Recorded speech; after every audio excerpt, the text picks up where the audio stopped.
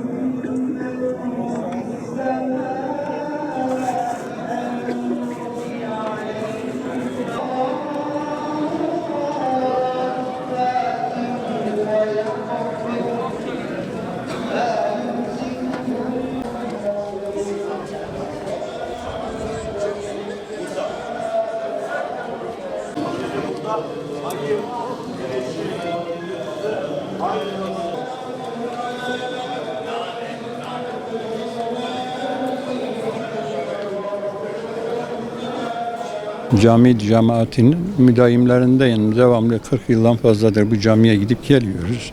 Vakit namazlarımızı buldukça burada kılıyoruz yani cemaatle beraber.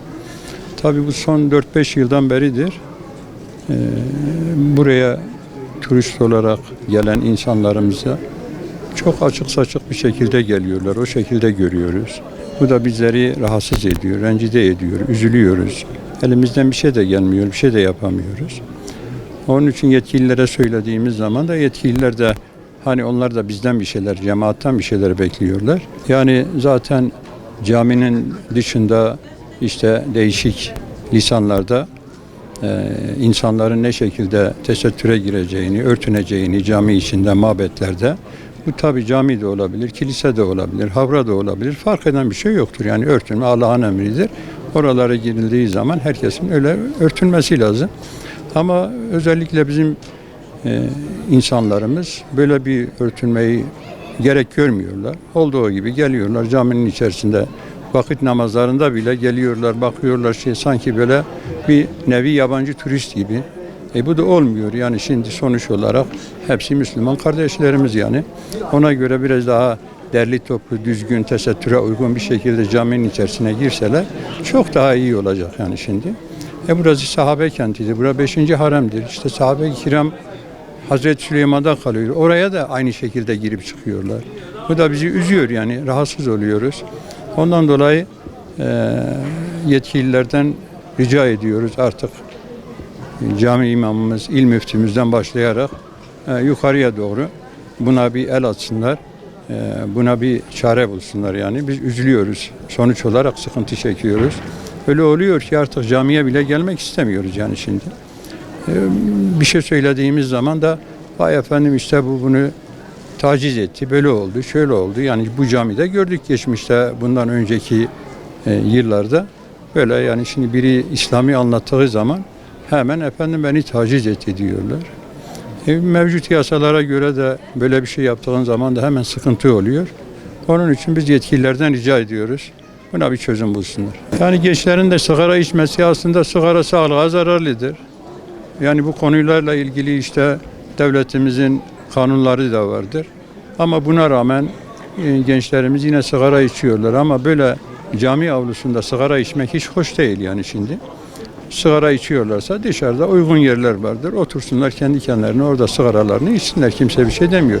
Ama sigara içiyorlar, izmariti de yere atıyorlar. Ve dolayısıyla hava kirliliği de yapıyor. İnsanların da sağlığıyla oynuyor. Ondan dolayı böyle bir şeyi de yapmasalar çok iyi olur. Ben Ulu Cami'nin cemaatiyim. Evet. Vallahi tepkimiz çok büyüktür. Özellikle bunu istirham ediyoruz. Yani gerçekten Hazreti Süleyman Aleyhisselam o şehitlerin üstü olsun. Şu Ulu Cami 5. Harem-i Şerif'tir. Camilerin hepsi en küçük bir mabed dahi Kabe-i Muazzama'nın şubesidir. Caminin havlisi, içi, dişi her şey caminin içidir. Yani bu bayanlar böyle çırılçıplak, uryan bir şekilde buraya geliyor. Yazıktır. Biz çok fazla özellikle rahatsız oluyoruz. Öyle bir şey çıkmış ki yani ikaz da edemiyorsun. Söylediğin zaman adam çıkıyor gidip şikayet ediyor. Bizim bu yaşımıza rağmen diyorlar bayanı taciz etti. Ya arkadaşım hangi taciz?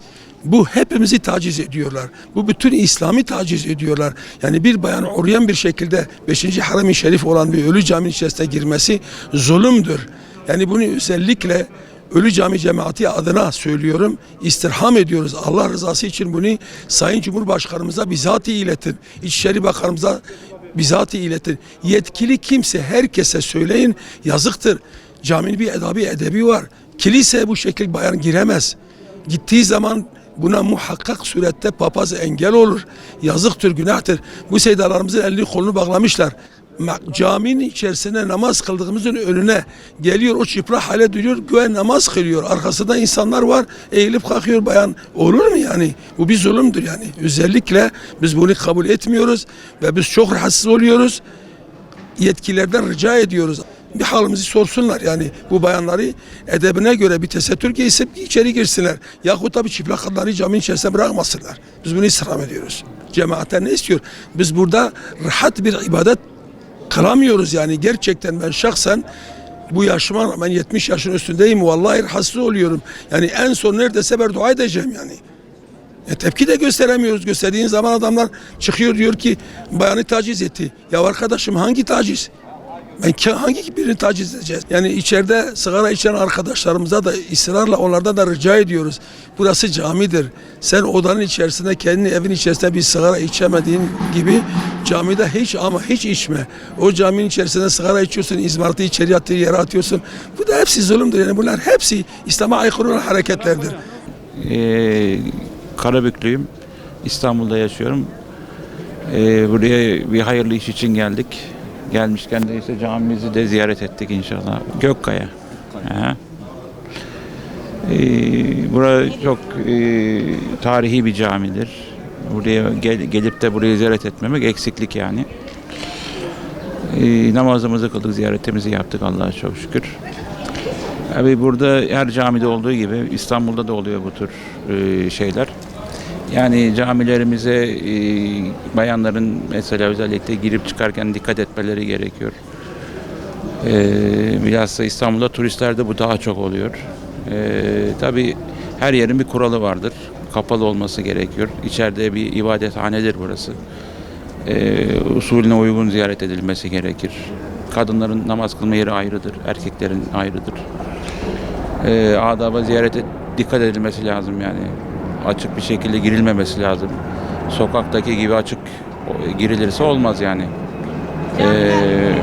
Buna dikkat etmelerini ben bayanlardan bilhassa istirham ediyorum. Tabii yani bir kot pantolonla bir kısa etekle camilerimize girilmesi uygun değildir yani. Bunlara özellikle dikkat edilmesi lazım. Sonuçta burası Allah'ın evidir, ibadethanedir. Bayanlarımızın daha dikkatli olmalarını ben istiyorum. Yani yetkililer tabii bu konuda daha uyarıcı olmaları lazım. Böyle açık giyinen bayanlara dikkat etmeleri konusunda uyarmaları gerekiyor. Girişlerinde o şekilde bayan güvenlik görevlisi olur, bir ofis olur mesela. Açık giren bayanların üzerine bir şey verebilirler yani. Açık girilmesi doğru değildir. Kapalı girmeleri gerekir. Bu görevlilerin böyle açık girmek isteyenlere bir başörtüsü veya bir uzun örtü vermeleri uygun olur yani. Bunu kabul etmiyorlarsa mesela ziyarete girmemeleri gerekir. Her yerin bir kuralı var yani. Burası kutsal bir mekan. Yani her yerin bir mahremiyeti var. Bir eve girerken bile değil mi? O şekilde olması lazım.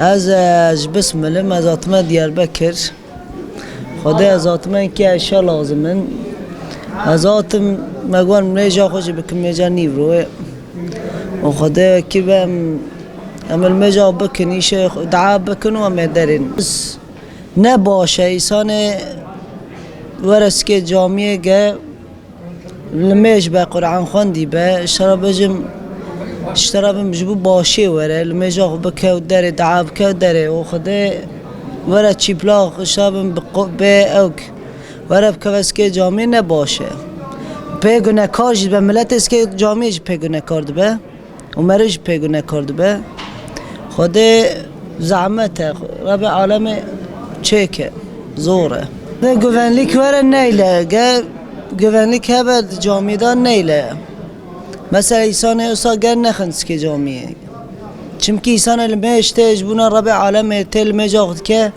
pe küfürd be insanı o direne pe küfürd be mecayı boşça